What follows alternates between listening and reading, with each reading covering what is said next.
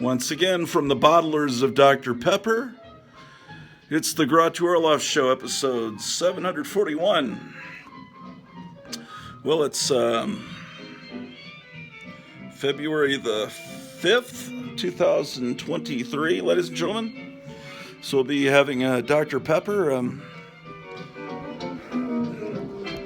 Now, as you may or may not know, Dr. Pepper, the formula was stolen from a gentleman named Dr. Pepper. And he was a surgeon in the Civil War, lived in Rural Retreat, Virginia, and he had this formula at his local drugstore, which has since burned down. But the locals there are trying to rebuild it. Anyway, one of his employees moved to Texas and started selling Dr. Pepper, and at least he named it after the guy he stole it from. But anyway, yeah, Dr. Pepper comes from Virginia, Rural Retreat, Virginia. So yeah, having said that, it is what it is. So yeah, right? Pete the cat is the entity that invented so yeah, which everyone on the internet says. It's the cool, hip, happening slogan. So yeah, it is what it is, and having said that, that being said, let's go up and continue going through this boring collection of comics. The cool new hip happening thing is to, for those having comic book channels, to realize that there's not much more to be said about comic books, and to start showing off other collectibles and other interesting things, because what else can you say about comic books? Hey, I found my tripod down in the basement. The tripod that was sent by the incredible Captain Strangelove. Captain Strangelove sent me this tripod. You know, I have an internet channel, and what do you call it? Instagram. Sorry, I'm calling it internet. I don't know if this is going to work or not. Maybe not. Anyway, I'll just post pictures that I've saved on my phone onto Instagram, and post pictures of silent movie actresses, and Captain Strangelove will say, "Who's this? I don't know who this is. Help me figure out who this person is," and I'll have already forgotten who that is. And so I need to probably spend a few extra seconds and write who it is that I'm talking about. I guess this isn't going to work, is it? There's too much light coming in from behind. Let's sit over here. Let's turn this light around. Sit over here on the bed, here in the guest bedroom. We're coming to you once again from Florida. We're about 4 houses down from Mar-a-Lago.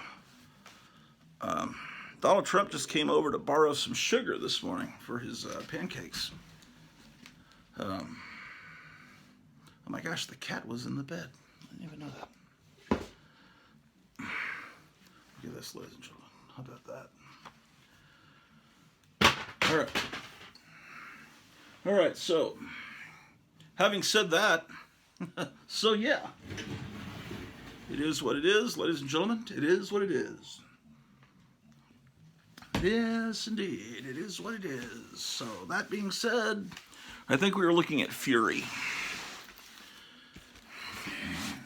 Marvel, what was it, the 90s or the early 2000s, decided, let's make dirty comic books, because that's what the public wants, is dirty, violent comic books. So they did some of these things. Fury, and I think they did a Punisher one and a Black Widow one, because that's what the world needs, is a little more disgustingness, you know. Just make Nick Fury look a little uglier and put a little more Yeah, I was showing these when the phone shut off last time. Yeah, I don't know why I bought these. I guess what was wrong with me, I have no idea. There's a lot of shit in my collection. I have no idea why I own it. Okay, maybe this may have been the one I was looking at when the phone so rudely shut off. Let's see, it's Nick Fury, but look, blood! Isn't that cool, ladies and gentlemen? So anyway, that last picture I posted, I think it was a young Barbara Stanwyck in the 20s, but I can't remember. I need to. I just get in a frenzy and start posting stuff on Instagram. And yeah, this is what I was showing when the phone shut off. You know, just all this bloodshed. Yeah, I'm not against bloodshed in movies and stuff, but comic books, you know, I mean, Nick Fury was a character created for 10, 11, 12-year-olds. And you can lie to yourself all you want and say, no, but it's the graphic novels. It's, I forget what the term is that Will Eisner came up with. Anyways, just more of these things. Okay, here's the Gargoyle #1.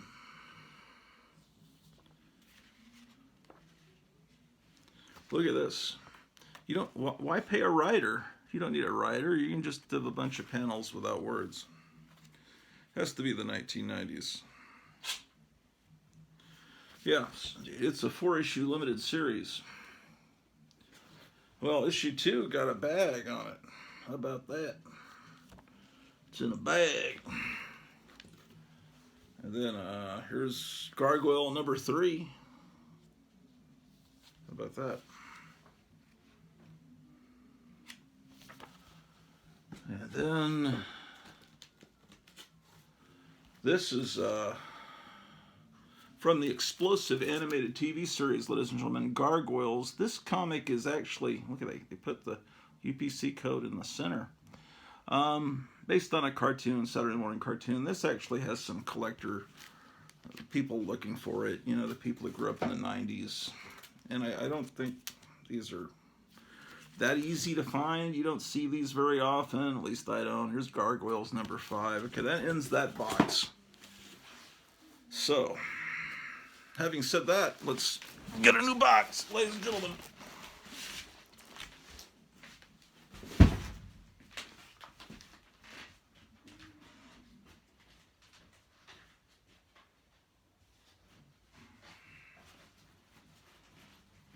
That being said, it is what it is. Let's move forward, ladies and gentlemen. So yeah. Did you know that "so yeah" was first said by a cat? That cat can talk. That's all he can say is "so yeah, so yeah, so yeah." He's hungry, wants some treats. Pete the cat comes up to me and says, "So yeah, so yeah, so yeah." Here is The Geek. They're trying to bring back Joe Simon's great creation from the 60s, but it will never be the same as Joe Simon's greatest creation, Brother Power the Geek. You just can't ever rebottle that lightning.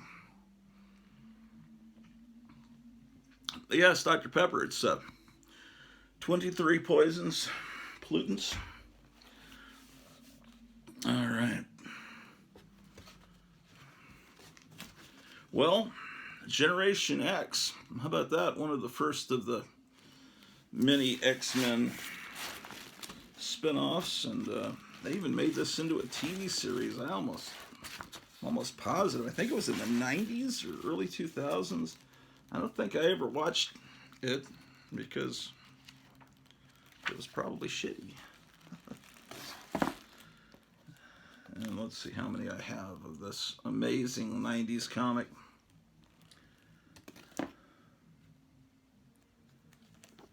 Generation X #4. Oh my gosh.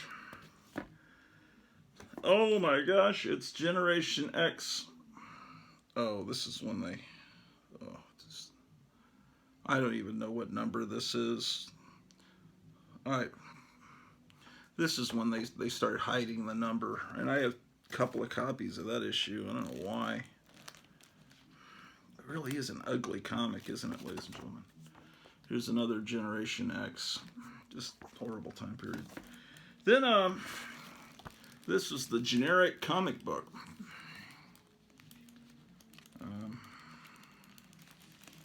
Yeah, it's the origin story.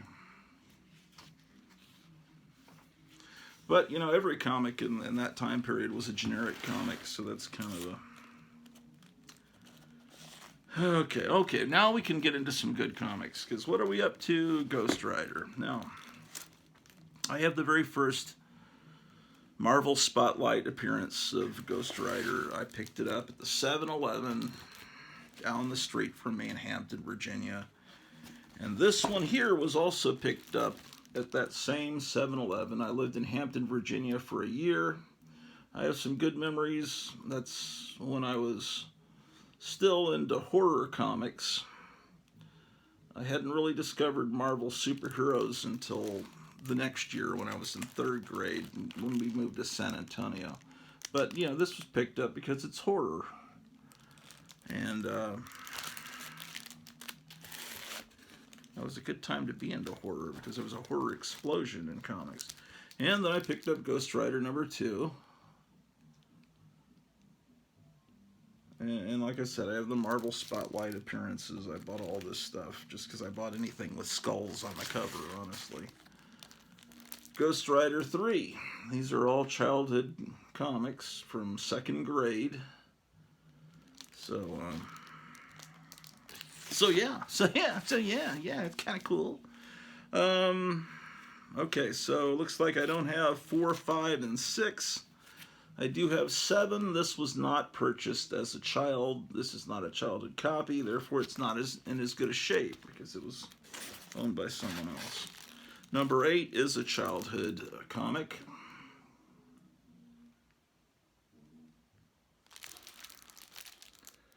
And then, I don't have 9, 10, 11, 12, 13, 14, or 15 or 16, but I go to 17. I don't know why. I could have sworn I was picking up Ghost Rider, but maybe as a 2nd or 3rd grader. Why wasn't I buying that? Maybe not enough money? Okay, so that's 17. Shit. Here's 23. We're already up to the 30-cent era, man. We have quite a hole in that collection. Here's 24, not bagged or boarded, so let's see what's inside this highly sought-after collectible.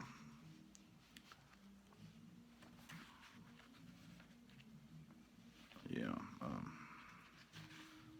If you don't have... I love this ad. This ghost with a Satan head. If you don't have...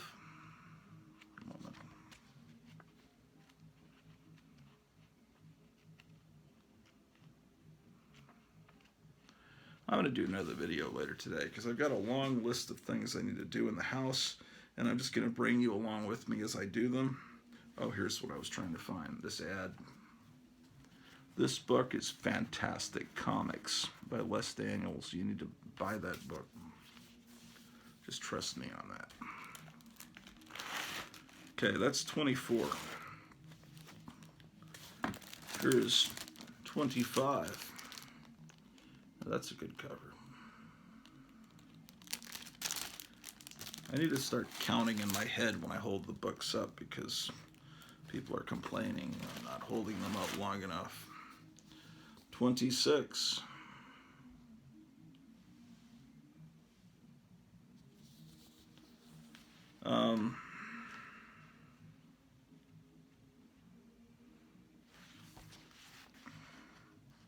The artwork is not quite as good. You know, I might have, maybe I have holes in my collection because the art wasn't as good in those issues. That might have, I was an art snob even in 2nd grade. Okay, so, but we're now up to 1977. We're Didn't I just show you 26? Yeah, I have 2 copies. Oh, 26.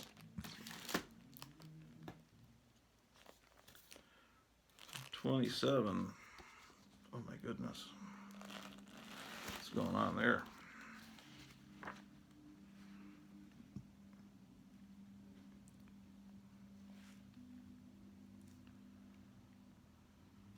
Oh, there was a...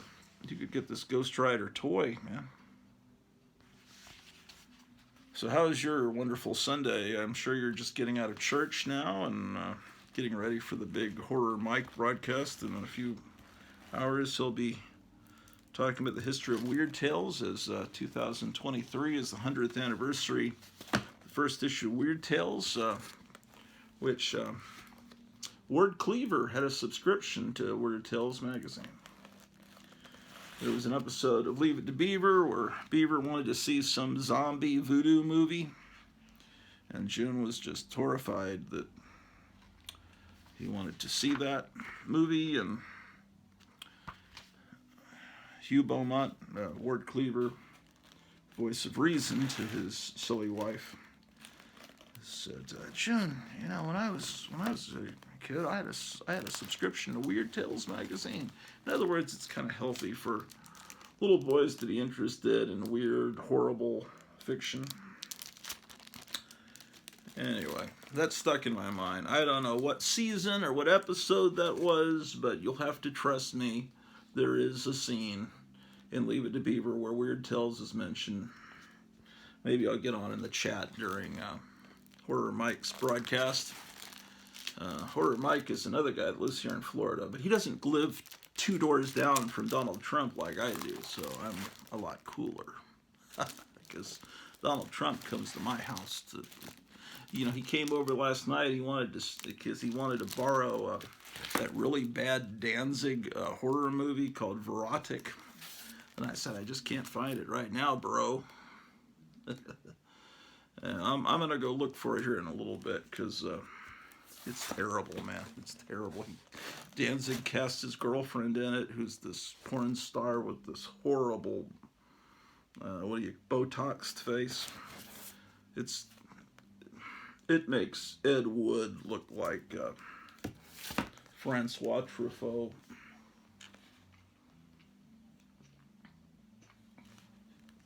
But Donald wanted to watch it. His wife wanted to see it, so he came over. I've got it on Blu-ray. It's in there. I swear it is. Anyway, most of the cooler members of the comic book community live here in Florida. 37. It's the high road to hell. Yes, indeed, listener. 38. Oh, here's a 38 that's not bagged and boarded, so we can look inside this highly collectible magazine, comic magazine. Here's back when girls wanted to put weight on. Sure enough, I was just at the gas station this morning and next to the cash register. Oh, by the way, they've gotten rid of the plastic shield about a month or so ago. That the highly scientific plastic shield, you know, that they put up, and so that same thing in the local supermarket. Is that happening where you're at? Have they gotten rid of the plastic shields? Look, it's a talking Cylon Centurion. Anyway, they were right next to the cash register. They had a little display, or they were called tar bars. And I said, oh, well, obviously it's to help you stop smoking, but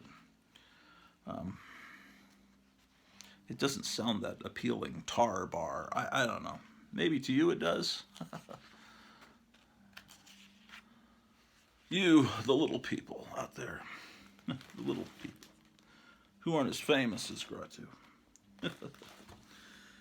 I have this great comic collection. I probably have about, I would say about 700,000 comics here, and then I have about 1 million comics in storage, about 1,400,000. Wait, what the fuck? Yes, ladies and gentlemen, this collection is unparalleled. I think I have a copy of every single comic book ever printed, going back to the 1700s. Look at this. 39. Oh, I thought he was flipping him off there. Look, doesn't he? You could call, I'm going to alter that and make it look like he's flipping someone off. Look at this, ladies and gentlemen. Ghost Rider. Yes, indeed.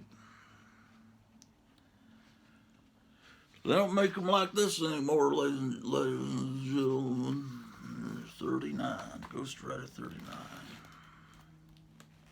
Well, we had a nice little balloon floating over. They first discovered it last Saturday, and supposedly, and they waited until it went completely over the entire United States before they blew it up in the water, so to maximize all the information sent back to China, since Joe Biden is bought and paid for in China's pocket.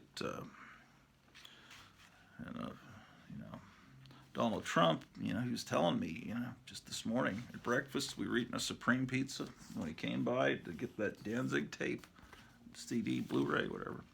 And he said, I put it on Truth Social, blow the thing up, and they just wouldn't. But they finally did, just to save face, but everyone's laughing. It's like, you waited until it was gone to blow it up. Are you out of your mind? Here's 41. We can't look at all the insides of these. It'll take all day, man, and I've got things to do. 44. You don't believe me? Look, I carry it around in my pocket to give me a guilt trip. It's a whole list of things I've come up with to do, and I'll be doing it in the next video. Clear pinball machines, move the books to the enclosed porch, hang Tom Terrific, not hang a little cardboard Tom Terrific. I'm not going to really kill the real guy, Tom Terrific. Clear the landing over here, move ladder, and then, okay, vacuum clean, move records in, we got to call Gotham City Comics. I got to make an order with him.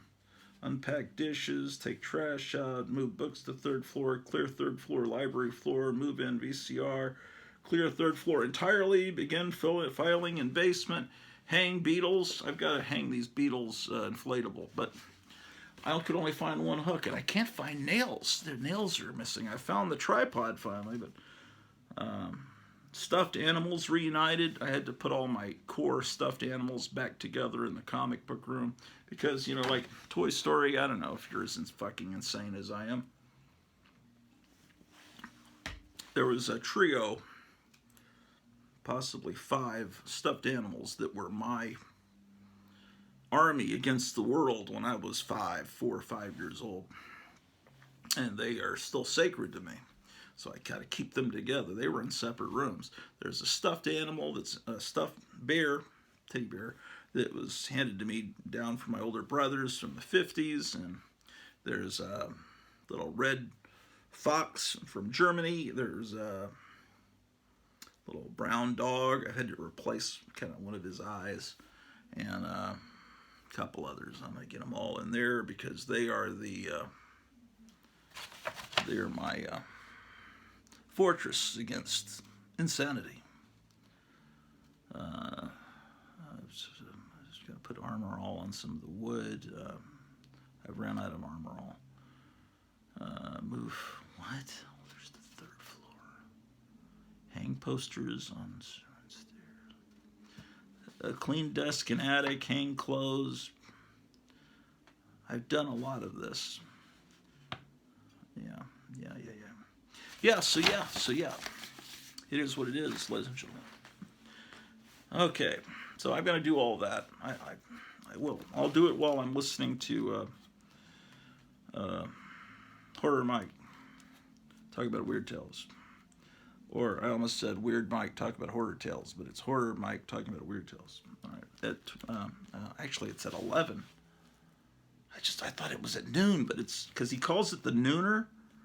But that's because he lives in Florida. Oh, because we live in Florida. Yeah. So, actually, I don't really live in Florida. I'm just kidding you. I don't really live near Donald Trump.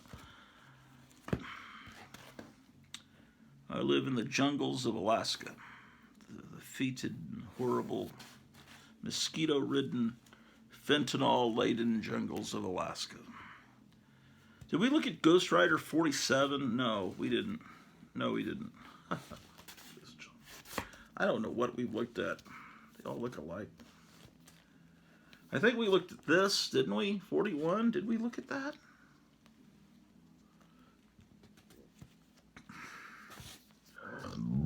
Anyway, they say those balloons are used to for EMP purposes. In other words, frying all your electronics, anything you have that's magnetic, all erased. All your computers, all your electronic devices will not work, and you will not have electricity for either at least weeks or months to possibly a year before the grid is. But that's all right. Just let them float those things over. Oh, and a high Chinese official put out last night. He says, "We were just offering a little balloon to the United States, like you would to a little child that." To help cheer them up when things aren't going right. That's all we were doing, is just giving a little balloon. Oh, they mock. To me, what happened over this last weekend was as serious as the Cuban Missile Crisis. Nobody cares. We're just looking at comic books like a bunch of fucking morons. Here's 48.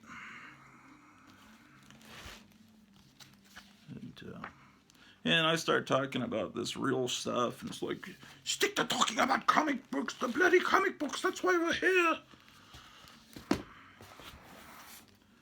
Man, eventually you guys are going to know I was right. Okay, here's 50.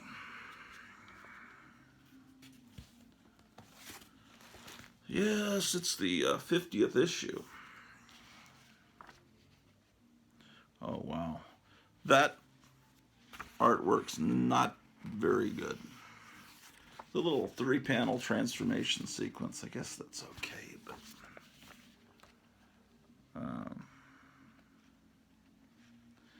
yeah. Who is this damn artist? Don Perlin. Okay. He's not as bad as Tony Tallarico. Yeah, I'm sorry. No one's going to convince me that anybody's worse than Tony Tallarico. Here's 53. 53. I have several copies of 53. Why? The world may never know. Here's 54. I would pick this shit up in dollar bins. Here's 55. Here's 56. Another 56. Here's the incredible 57, an important key issue. I liked Meyer Greenblatt. He says, I'm going to show you some keys tonight. And then he says, I'm going to show you some keys tonight. Here's some keys. That's a good one. I'm going to start stealing that from him. That's what Captain Kangaroo used to do. And before my time, I mean, I watched Captain Kangaroo as a kid, but when I was in high school, my algebra teacher was telling me that Captain Kangaroo used to come on. At the beginning of every show, he would be jingling his keys as he walked out, which by the 70s he no longer did. And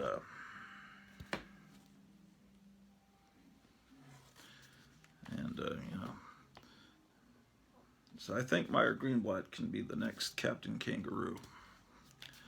He did a good job when he was drawing his, telling that story about the Vietnamese girl that married the officer. I thought it's just like being back with Captain Kangaroo again. And all his talking action figures and dolls. It's amazing. He's like the new Mr. Rogers. Everybody talks about Mr. Rogers being, oh, he was such a great part of my childhood. He was so wonderful, so kind, so gentle. I hated that show. Were you out of your mind? New Zoo Review, I watched New Zoo Review because, I don't know, for some reason it amused me. This giant owl and frog are the same size as a hippo, and you got a girl with go-go boots. And, the daughter of Doug and Emmy Joe has a Facebook page where she shows behind-the-scenes pictures from the New Zoo Review. Wonder why it was called New. It was like there was an old Zoo Review, and then this is the new version of the New Zoo Review. This old friend of a friend of mine was always laughing because in the theme song, they say, every day's a different show. He thought that was hilarious. It's like as if they're going to show the same show every day. That's a selling point. Hey, we're going to show you something different than what we showed you yesterday. It takes a keen rocket scientist mind to pick up on that humor. He became a rocket scientist at NASA. Okay, this is Ghost Rider number 6, so they're trying to pull a fast one on us and restart the numbering. This is, okay, we're in the 90s now. Here's 15. This is a glow-in-the-dark cover. This is going to be torture. This is when I start showing these books quicker because they're horrible. Oh, that's Andy Kubert and Joe Kubert. Okay, that's maybe not as horrible. It's Joe Kubert fixing his son's artwork. Okay, then they did this thing, which is, it's from the 90s, but you know why it's great is it's reprinting the stuff from the 70s in slightly nicer printing than they did back then, and so you can't lose with this. This is a much cheaper way than buying the original Ghost Rider comics. It's called the original Ghost Rider. My friend Tom Ranoni was was the supervisor of special effects. I wonder if his name's here in the credits, because he was in with Stuart Gordon, who was the producer of the Reanimator. He got in and was working with him. I guess Tom Ranoni's not. Okay, anyway. This little baby becomes giant in this movie, right? Honey, I Blew Up the Kid. So I've never seen the movie, but this is what my friend did. They needed to have a baby hand come down and like pick up things. So he said, hey, just use my hand, because my friend was kind of short, and I guess his hand, when photographed, could look like a baby's hand. So when you see the baby's hand in Honey, I Blew Up the Kid, if you're ever stupid enough to watch that, then you'll be seeing my friend Tom Ranoni's hand. My friend Tom Ranoni is no longer alive, so don't make fun of his hand. Okay. Yes, this is the wonderful Mike Plug art from the early Marvel Spotlight. Now, I was just thinking this the other night. Will there ever be another time when there were such great horror artists all at the same time in comics? There was Mike Plug at Marvel and Bernie Wrightson at DC. And there was, Tom Sutton at Charlton. And there was, who else? There was Gray Morrow. Who am I leaving out? There's Bernie Wrightson. There was Neil Adams. No, there's another guy. I'm forgetting. Anyway, amazing. This is the original Ghost Rider 3. It's just, you got horrible ads and stuff. It's the 90s, so everything's horrible looking. But, you know, you've got like ads for the video game version of Hook. That's when you knew something had gone wrong with Steven Spielberg. But yeah, you got all this. This is the original 70s, all this satanic sacrifice shit. It's wonderful. Mike Ploog is a great artist. I mean, see how much better it is when Mike Ploog does the transformations. He's just such a better artist. He had worked under as a apprentice to Will Eisner. Mike Ploog. You can see it in his art. Once you know that he was an apprentice to Will Eisner, you'll really start noticing it. Okay, looks like I don't have the original Ghost Rider #4, but I have the original stories, you know. And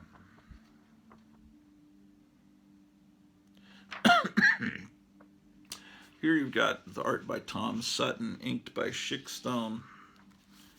That's number 5.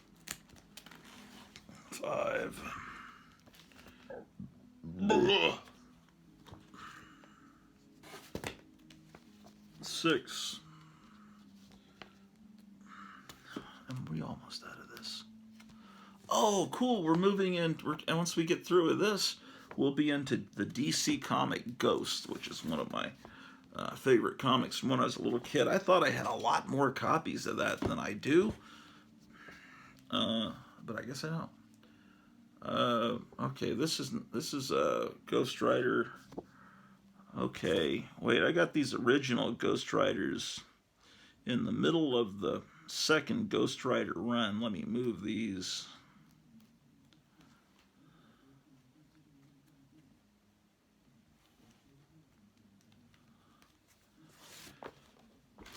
Well, yesterday I saw that the Music Man was streaming on, I don't know, HBO Max or something. And I wanted to watch that. It bored my wife a little bit. I mean, I guess she kind of liked it, but I wanted to see it because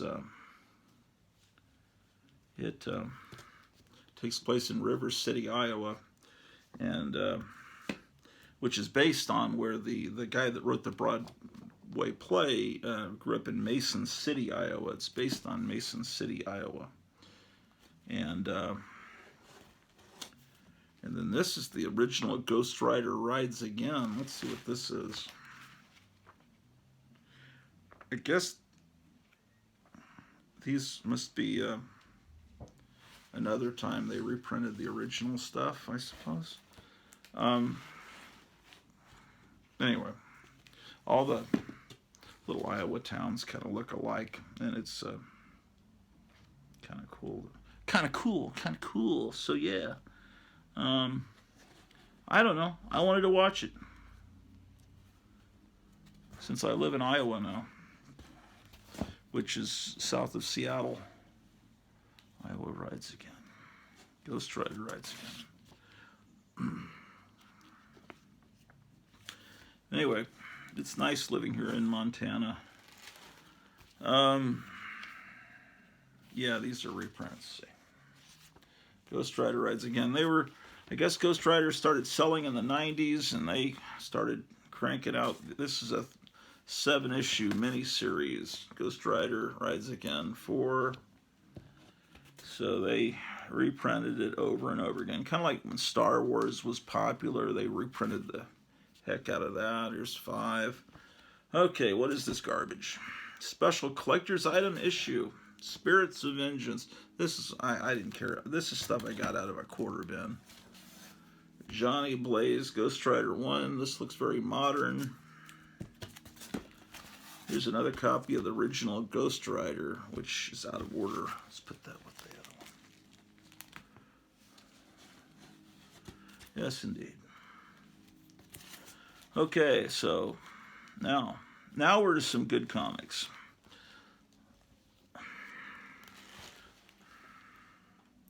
It's not in very good shape, but this is my original childhood copy, and yes, it needs to be bagged and boarded, and I really probably do need to drive to Des Moines or wherever and buy some bags and boards for this. I can't.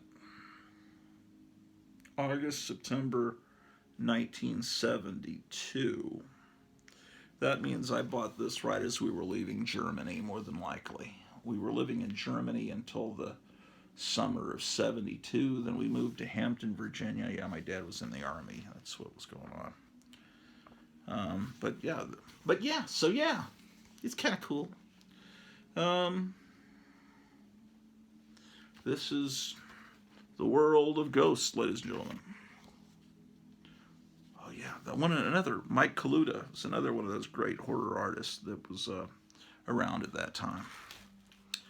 There was just an embarrassment of riches at that time, and now there's an embarrassment of bitches and snitches and witches, but not riches like in this time. The 20-cent era of horror comics. The Comics Code relaxed itself from, oh wow, look, your special Christmas present. They're bringing Captain Marvel back. This is Ghost number 10. Again, they're not in very good shape because 7-year-olds tend to not have the best hand-eye coordination, I guess. But I've seen worse. Here's Ghost number 14. These were all bagged, but the bags look terrible, and I removed them, and then, I guess I'm supposed to put new bags and boards on.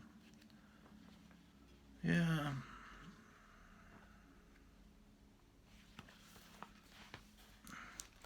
But you're not supposed to read comics. You're supposed to send them off to CJC and get them encased in plastic so that you can never read them again, because reading is un-American. 15 feels a little thick. Is it a Mark Jewelers variant? No, it is not. It's just thicker because comics were better back then. Look, back when Husky's shoes felt like they needed to warn you not to overdose. Wow. Oh wait, here's another great artist that I forgot about. Alfredo Alcala. And then there was Arnie Chan. There were all these great artists that could draw horror back then. How could I have forgotten Alfredo Alcala? And who's this number 16?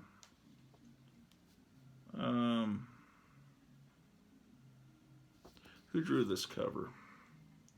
I'm going to feel like an idiot when you guys tell me in the comments down below. I should have known that. Anyway, Ghost. I should have a complete run of Ghost. I do not. I don't know why. 16.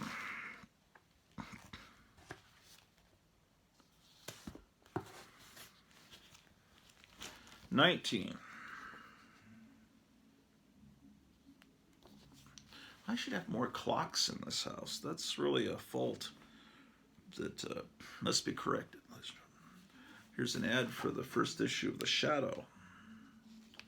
That was another great, Mike Kaluta. Get in here, Bill. I want to talk to you. You punched in 7 minutes late. I'm docking you an hour's pay, and it better not happen again, or else. Oh yeah, I've got news for you, motherfucker. I've got a new job offer with a real future, twice the money. Ha! Anybody'd be crazy to pay you that much. That's what you think, cocksucker. I've been learning electronics in my spare time at home from CIE. Now I can take my pick of good jobs. You gotta be kidding. You and electronics? Yeah, now I've got a career. CIE made it easy. So goodbye to you and your crummy job. Having said that, so yeah. Yeah, that, remember the Kool-Aid guy? Big pitcher that would burst through walls, probably killing many people in the process as the bricks fly and crush their skulls. He would always go, oh yeah, I'm here to quench your thirst. It should have been so yeah. It is what it is. I crushed you, motherfucker. Now drink this Kool-Aid. Yes. Having said that, that, what's better, having said that or that being said? Which one sounds more intellectual? Now, I make fun of that, but some of my favorite people on the internet say having said that or that being said. I think Mel K says that. Some of my friends in the comic book community say it. I don't know why I get bothered by these little things. Sure enough, I need to come up with my own new catchphrases instead of making fun of other catchphrases. Oh yes, I remember this cover. These ghosts of redcoats, these spying little kids. Oh my gosh, yeah, Alfredo Alcala. Look at this fucking artwork. It's like right out of EC. Yeah, Alfredo Alcala, man. Who is this motherfucker? Look at this devil bringing the Hindenburg down. Who are you, artist? Damn.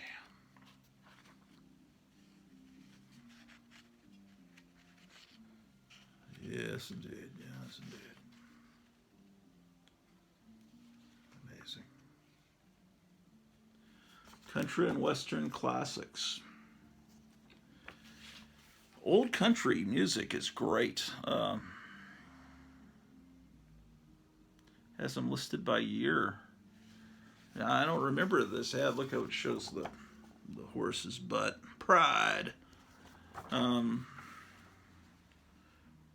need to make a playlist with all these songs. Yeah, it's the Menominee Falls Gazette. They had this little fanzine that had comic strips, old comic strips. Look again. Oh boy, was this the 70s or what? Brighten all your clothes. This is putting me in a better mood, ladies and gentlemen. That being said, let's look at the next issue. 93, 23, 24. These are all childhood copies, every one of these. So I thought I had a lot more, though. I don't know what. Oh, that was one of the greatest moments in my life when Plop #1 came out. I felt like kids must have felt in, when would that have been? 1952, when the first issue of Mad came out, the EC comic. To me, it was just mind-blowing.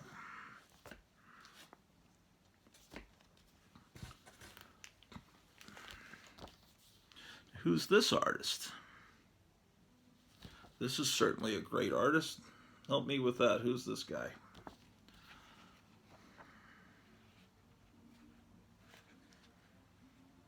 Look at this. We should change it to "Will work for food. God bless. War vet."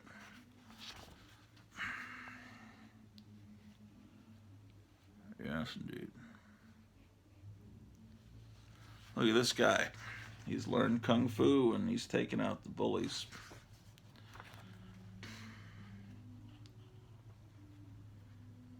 Yes, indeed. This ad, all the 100-page giants. The one I got was the unexpected one. I didn't get any of the others, unfortunately. I think I might have that Legion one now. Or do I? Yeah, that new Legion of Superheroes cartoon comes out, I believe, on Tuesday. But unless I order it or drive 45 minutes to the nearest Walmart. And well, here's Ghost number 28.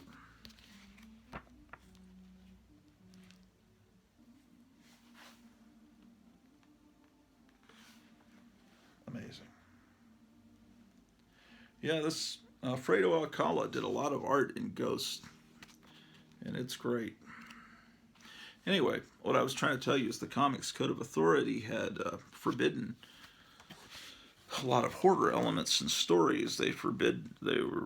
Zombies were forbidden, vampires, werewolves, undead, and so I think around 1971 they relaxed their standards, and that's when DC and Marvel and everyone started cranking out horror comics, and it even seeped into the superhero comics, especially on the covers. They sort of became horror comics too, and then DC put out, with Joe Orlando supervising, all these horror comics with stories very similar to the EC format. House of Mystery, House of Secrets, Ghost, The Secrets of Sinister House, The Witching Hour, all those. And Marvel started a lot of horror hero titles, Werewolf by Night, Tomb of Dracula, Monster of Frankenstein, and then they also started reprinting 50s pre-code horror, the more tame stories. They didn't want to test the code too much. And Marvel was nervous also, and this is one I just picked up a few months ago in Des Moines. This is number 32. They were scared about the living dead part, so they would make it Morbius, the living vampire, It, the living colossus, the living mummy. Don't worry, they're living, they're not undead.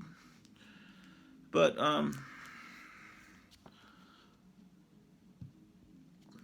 the people behind comics, the publishers behind comics, are not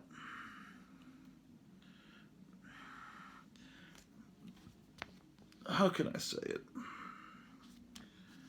They will make it as extreme as they possibly can, as what they're allowed to. Some of them will. Some of them don't have a lot of taste, or basically, it's like when the Supreme Court said that,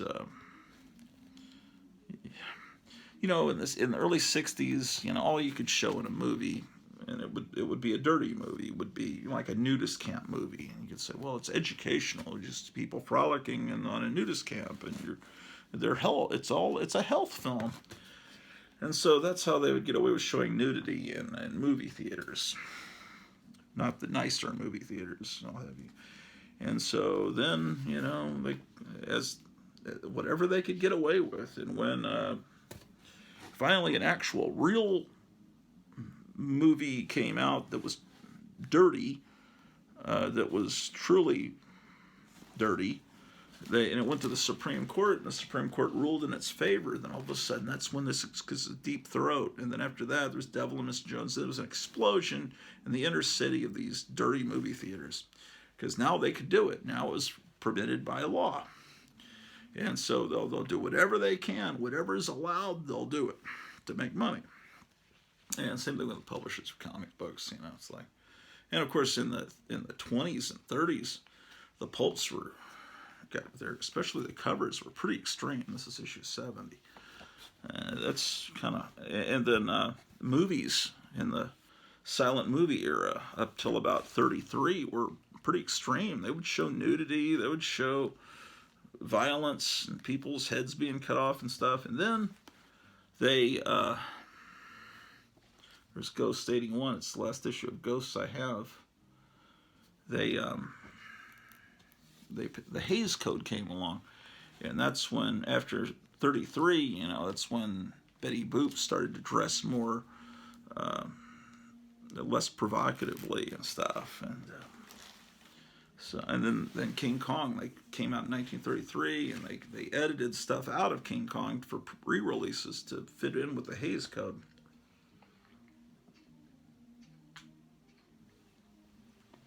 And that stuff wasn't added back into the movie until the early 70s.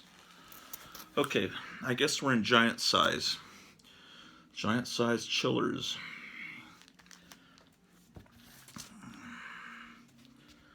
Giant size chillers, again, part of the horror boom of that time period.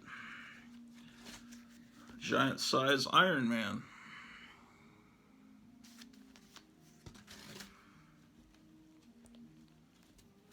Giant size Marvel triple action.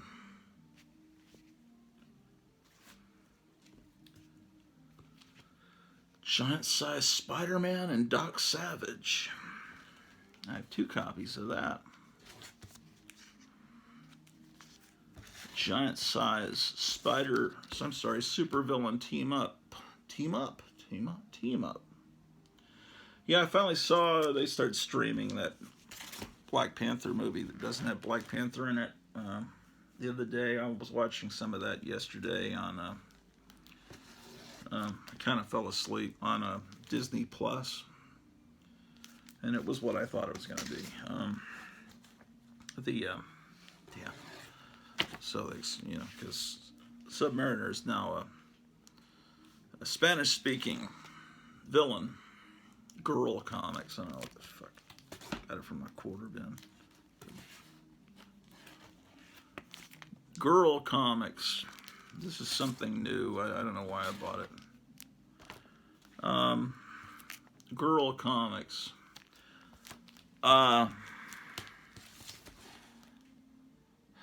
They explain. He explains that his name. He's never called the Submariner. He's called Namor. It means no amour, no love. There's no love for you, the outsiders. Here's Godzilla #1, King of the Monsters, ladies and gentlemen. A key issue, if there ever was one. I never thought they captured the likeness of Godzilla in this Marvel comic. Here he is in Seattle, city where I live. Especially issue 3. That doesn't look like Godzilla's head in any way, shape, or form.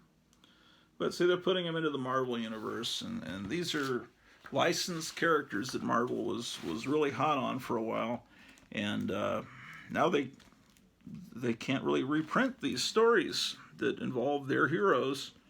And S.H.I.E.L.D. was up against Godzilla, as I recall, and the ones that they made based on toys like Transformers and Shogun Warriors. These are comics that can't be reprinted because the Marvel doesn't own the exclusive rights or have the rights to those characters anymore. This is Godzilla 15. 16. We're about 3/4 of the way through this box. 17. I don't have issue 18. What a tragedy. Que lástima. Okay, there's 19, 20. That's all I have of Godzilla. Now, what is this thing? Gotham Girls. That's Batman the Animated Series looking stuff, but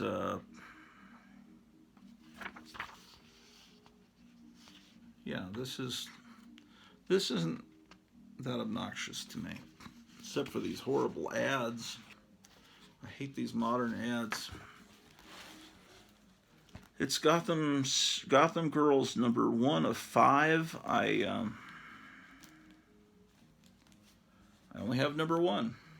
Oh, I like that at the top. I didn't notice that. Look at the heads. That's really cool, I have to say. Oh well. That's a recent deal. Here's a Green Arrow, kind of a trade paperback thing, reprinting classic Silver Age Green Arrow stories. So that's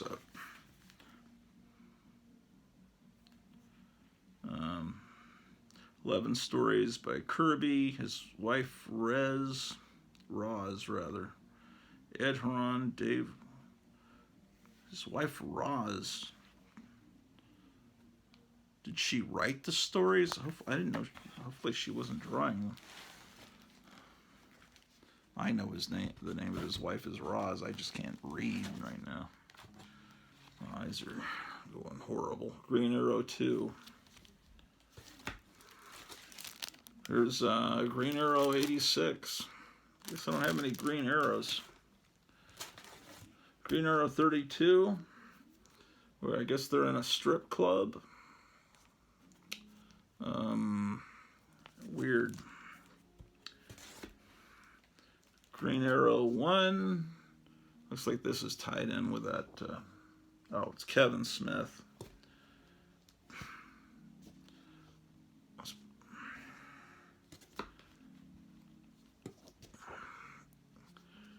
They kept trying to bring Green Arrow back. I don't think it was ever a big seller.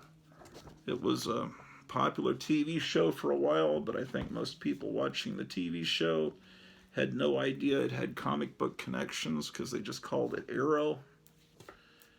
And I had students that watched Smallville for years and had no idea that it was a TV show about Superman. Because the average person on the street, you think everyone knows that Clark Kent is Superman. And it's just not, people don't know that. Especially kids, they don't know that. So a show called Smallville, this kid has superpowers, but he doesn't dress up as Superman, so they don't know it's a Superman story. This is a really good Jim Steranko cover for this Green Hornet book. Which brings us into Green Lantern. And my Green Lantern Silver Age books are in another room, so we're going to be, this is what I've got. I don't have, it looks like number 90. 2 copies of 90. Here's 91.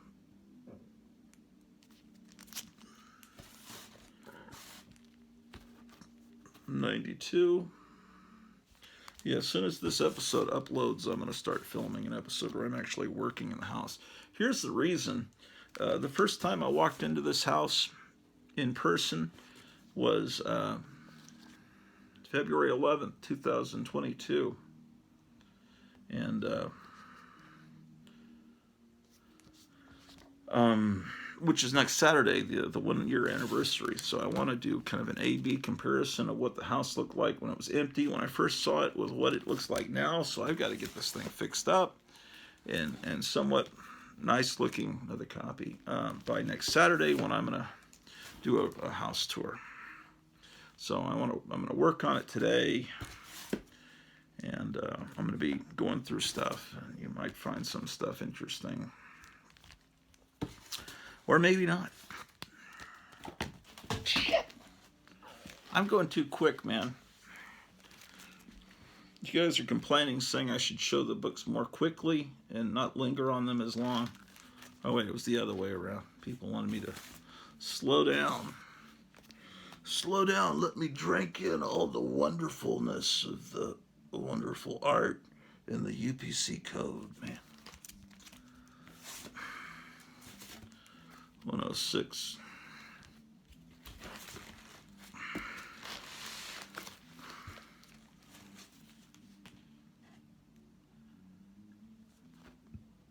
And 107.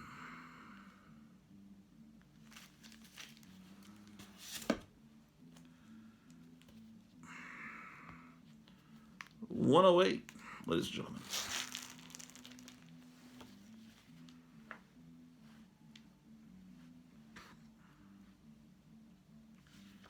Yes, indeed.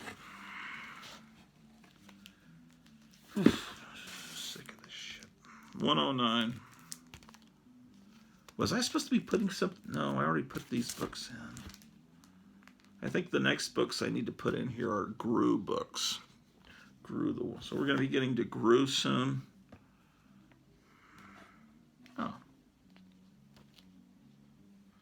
Mike Grell. Looked like Neil Adams for a minute. Here's another copy.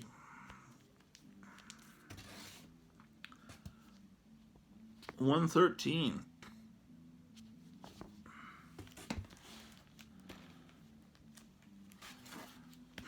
$114.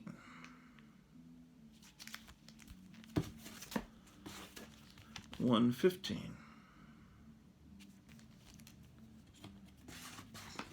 Another $115. There's 116.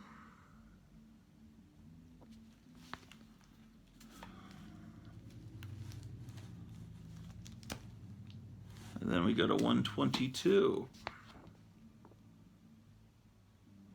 The Jolly Green Giant wants the wedding stopped.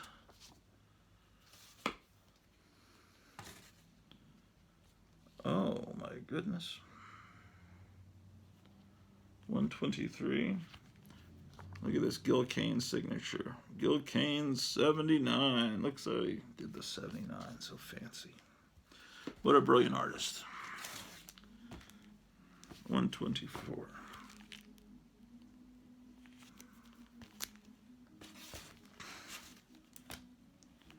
125.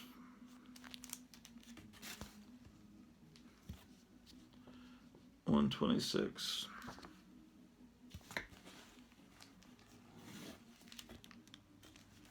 127.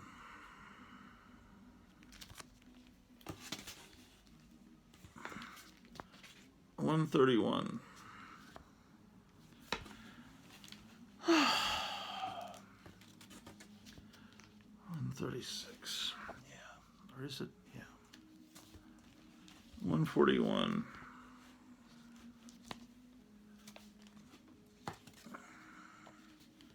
142.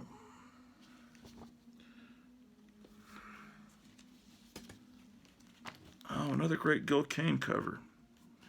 169.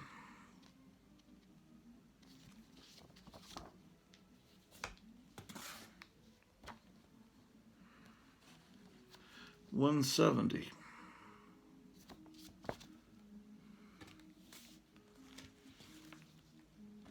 'Looks like Gil Kane was a regular cover artist for a while.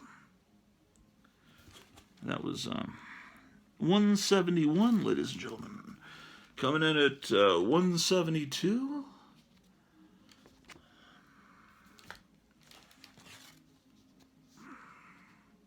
173.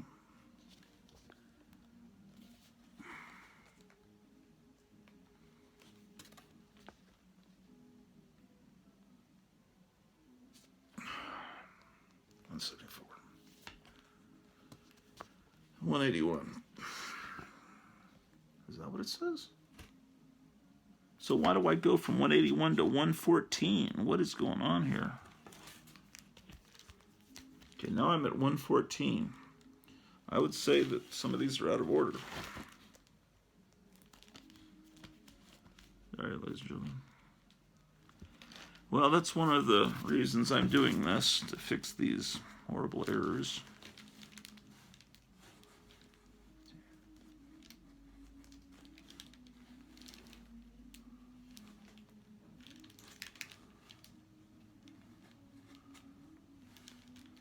One second, ladies and gentlemen. Okay, these are all out of order. Another copy of 115. I think I showed you that.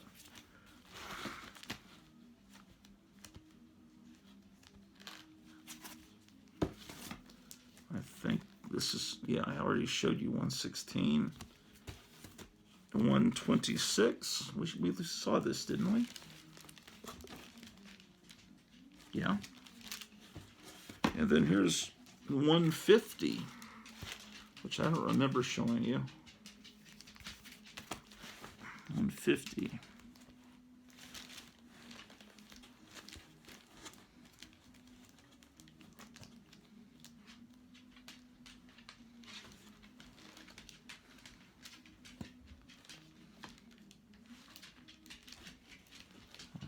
.126, 136, 141, 142. So yeah. Having said that, all right. That being said, ladies and gentlemen, that being said, we're ready to move forward. What is this garbage? Did we look at this giant size Crisis crossover? This is probably where they mess up everything. And is that where the Green Lantern turned into that red-haired idiot with the mop hairdo? And then there was, I don't know, this Green Lantern annual.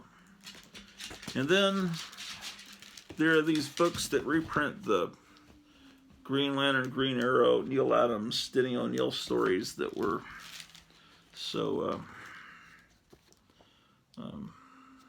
groundbreaking there around the beginning of the 70s with all their politically charged stuff and the wonderful artwork. It was these books here.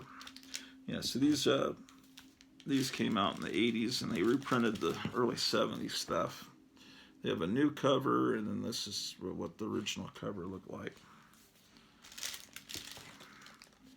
So it's yeah, the Green Arrow's sidekick turned into a heroin junkie, Speedy. And here's another one of those crucifixion covers we were talking about a few issues ago, a few episodes ago. And then here's a facsimile issue that reprints that story with the original ads and stuff. And then there was Tales of the Green Lantern, number 1. Tales of the Green Lantern Corps, I should say. That's number 2. 3.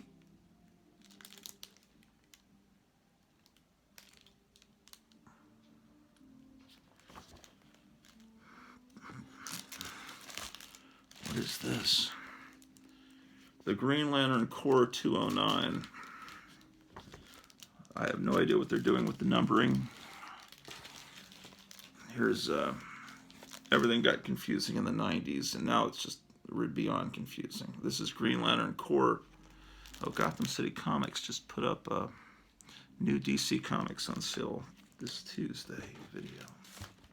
Just popped up on my phone. Yeah, I need to call him. Here's Green Lantern Corps 206. I assume that's Green Lantern turned into Green Lantern Corps. Ooh, a Darwin Cook cover on Green Lantern 37, part of the New 52, where they restart things. And I picked this up out of the dollar bin. It looked interesting because it has Adam Strange and Green Lantern, and I don't know what this is. Oh, it's Gilbert Hernandez, Grip. I still haven't read that. From DC's Vertigo. Now we're coming into Gru, which about a year ago, there was some millionaire had financed a Gru animated series on Netflix or something, and then the value of these started to go up. That was the first issue of Gru. Here's another copy of it. But it's Sergio Aragones, who's known from Mad, doing the little art around the margins in Mad, and he's a great artist that spoke very little English, but he didn't need to because his humor works without words. But for these comics, which are a parody of Conan, he got this writer to come along to help him I'll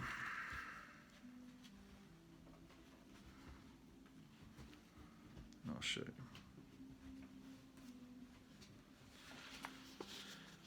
I always pronounce it Mark Evanier, but everyone's pronouncing it Evanier. I guess I hear so many people pronounce it that way. I guess that's the right way.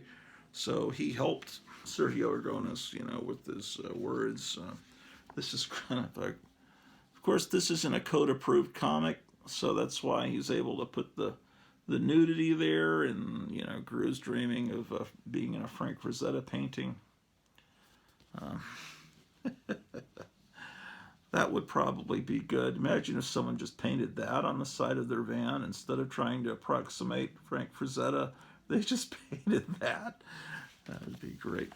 I always pronounced his name Sergio Aragones, and apparently that's wrong.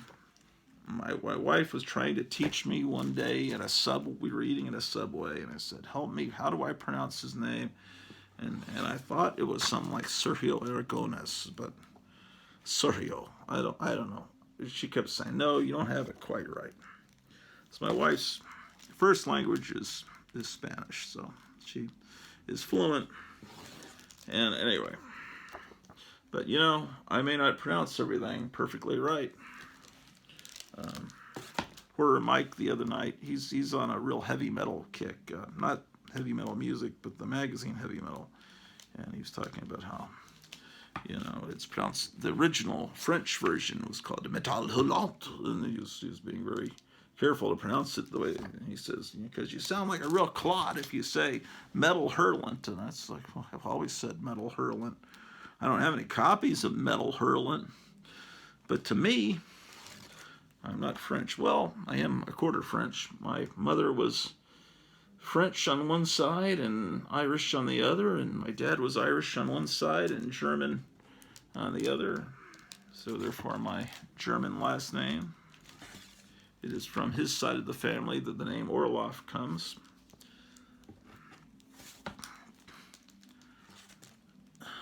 Okay, then he moves over to Marvel. Here's the first issue of Marvel.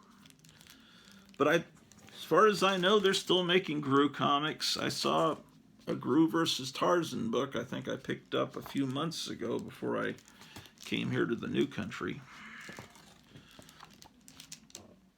We moved to Oregon last year, but this time, April. The first time I saw the house here in Wyoming was February 11th. Gru 6.